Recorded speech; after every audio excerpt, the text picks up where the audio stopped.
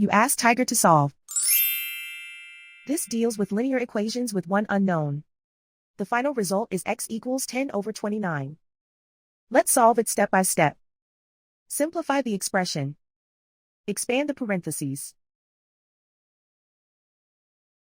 Simplify the arithmetic. Expand the parentheses.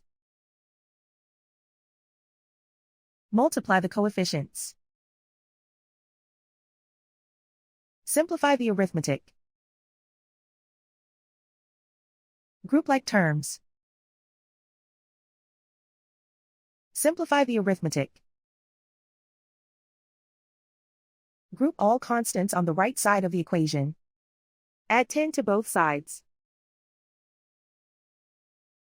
Simplify the arithmetic.